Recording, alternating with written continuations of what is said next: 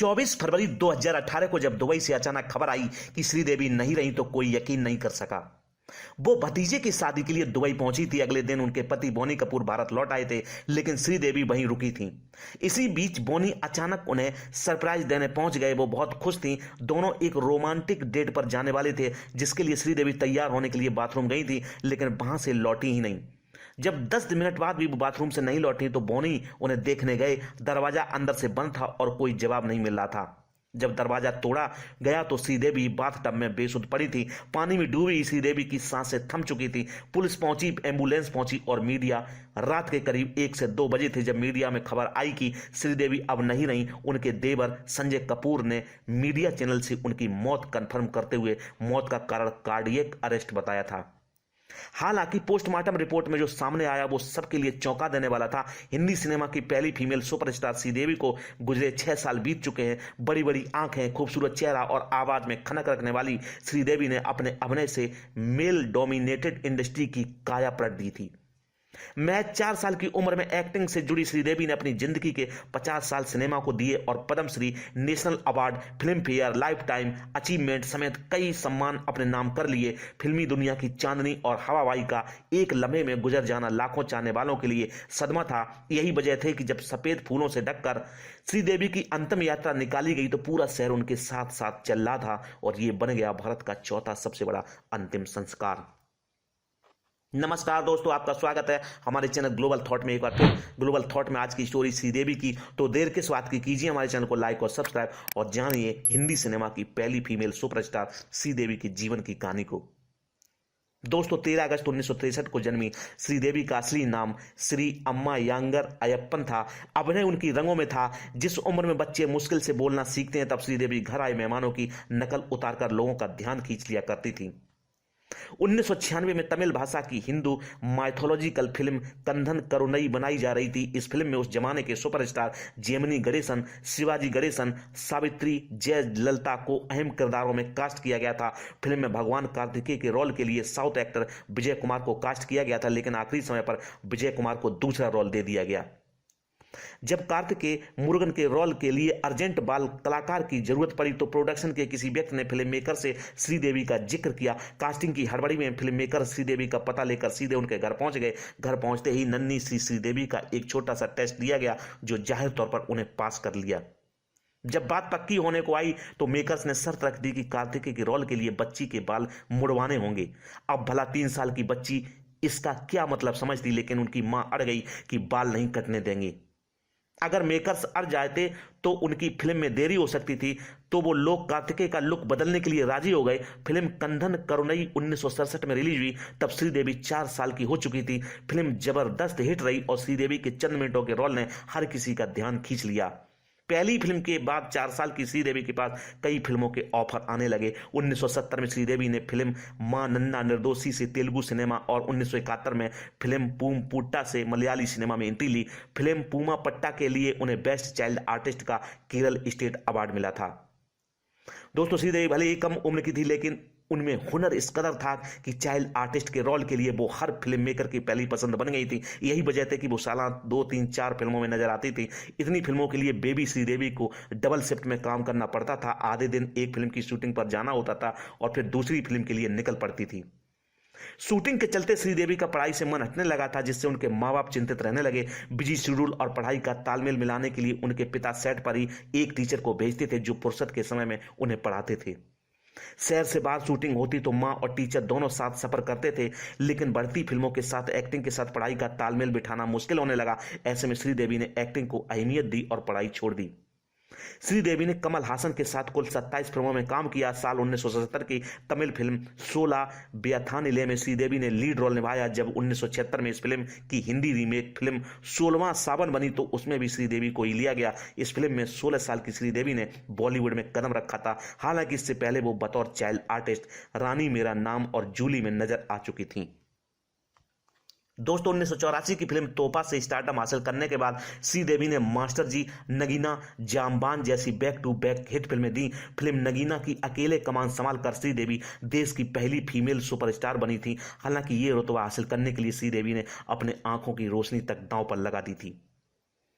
उस समय श्रीदेवी एक साथ दर्जनों फिल्मों में काम कर रही थी, लेकिन इसके बावजूद उन्होंने अपने व्यस्त शेड्यूल से फिल्म नगीना के लिए समय निकाला। फिल्म में नागिन बनने के लिए श्रीदेवी को सेट पर घंटों कॉन्टैक्ट लेंस पहनना पड़ता था। उस जमाने में लेंस का चलन ज्यादा नहीं था, ऐसे में लगातार लेंस पहने रहने से उनकी आंखों में दिक्कत होने लगी थी। जब श्रीदेवी इलाज के लिए डॉक्टर के पास गई तो डॉक्टर ने उनसे कहा कि अगर आप लेंस लगाती नहीं तो आपकी आंखों की रोशनी जा सकती है। श्रीदेवी का फिल्मों और अभिनय के लिए डेडिकेशन इस कदर था कि उन्होंने डॉक्टर की सलाह के बावजूद लेंस लगाकर ही फिल्म की शूटिंग पूरी की।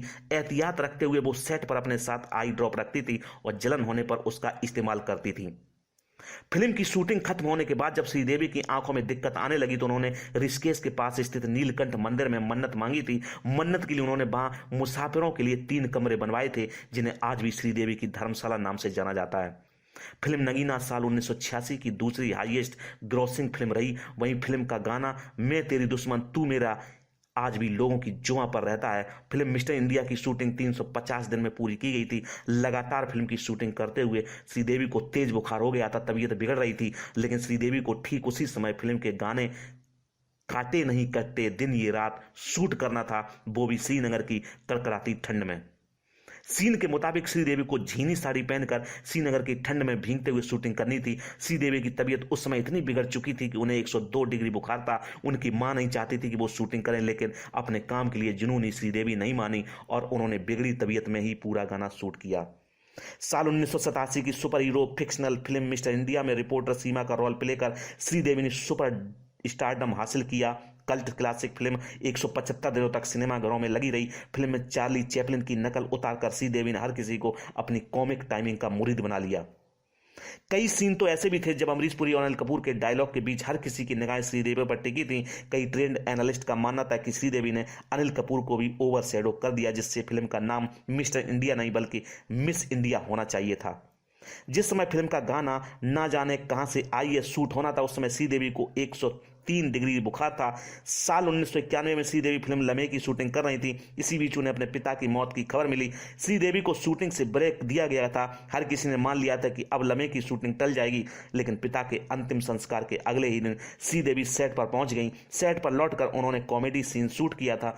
फिल्म लम्हे के लिए श्रीदेवी को दूसरा बेस्ट एक्ट्रेस का फिल्म फेयर अवार्ड मिला। समय के साथ इस फिल्म को कल्ट क्लासिक का दर्जा दिया गया।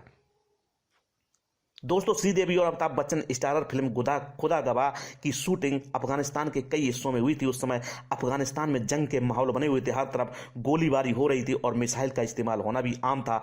खौफ में लोगों ने घरों से निकलना तक बंद कर दिया था। सोवियत संघ ने अफगानिस्तान से कब्जा हटाते हुए देश की जिम्मेदारी नजीबुल्लाह को दी, जो राष्ट्रपति बने। नजीबुल्लाह भारतीय फिल्मों के बड़े प्रशंसक थे। ऐसे में जब अमिताभ श्रीदेवी की फिल्म शूट करने के लिए उनसे परमिशन ली गई तो वो तुरंत मान गए। बॉलीवुड बबल के मुताबिक उन्हें शूटिंग परमिशन तो मिल गई, लेकिन माहौल बेहद खराब था। जब अमिताभ बच्चन और श्रीदेवी शूटिंग के लिए अफगानिस्तान के बुजकसी की मजार ए शरीफ पहुंचे तो पूर्व राष्ट्रपति नजीबुल्लाह अहमद जही ने अफगानिस्तान की आधी सेना सिर्फ दोनों की सिक्योरिटी में लगाई थी। दोस्तों, फिल्म की शूटिंग देखने के लिए अफगानिस्तान के लोगों की भीड़ जमा हुआ करती थी। कई बार तो ऐसा भी होता था जब श्रीदेवी को देखने के लिए अफगानिस्तान में गोलियां चलनी बंद हो जाती थी और वहां के लोकल लोग बेखौफ शूटिंग देखने घरों से निकल पड़ते थे। शूटिंग खत्म होती थी और गोलीबारी फिर शुरू हो जाती थी। एक बार तो यह भी हुआ कि अफगानिस्तान के मिलिटेंट कमांडर रॉकेट फायर करने वाले थे, लेकिन श्रीदेवी को शूटिंग में दिक्कत ना हो इसलिए उन्होंने फायरिंग रोक दी। यही कारण है कि अफगानिस्तान के लोग श्रीदेवी को शांति का प्रतीक मानते हैं। जब दोनों शूटिंग करके लौट रहे थे तो राष्ट्रपति नजीबुल्लाह ने दोनों को ऑर्डर ऑफ अफगानिस्तान से सम्मानित किया था। दोस्तों, एक समय में श्रीदेवी मिथुन चक्रवर्ती के साथ रिलेशनशिप में थी। फिल्म खबरियों के मुताबिक दोनों ने शादी भी कर ली थी। हालांकि दोनों के रिश्ते पर कोई पुख्ता खबर नहीं आ सकी। मिथुन के साथ रिलेशन में रहते हुए श्रीदेवी और बोनी कपूर पर शक किया करते थे। यही कारण था कि श्रीदेवी ने एक बार बोनी को राखी बांधी थी।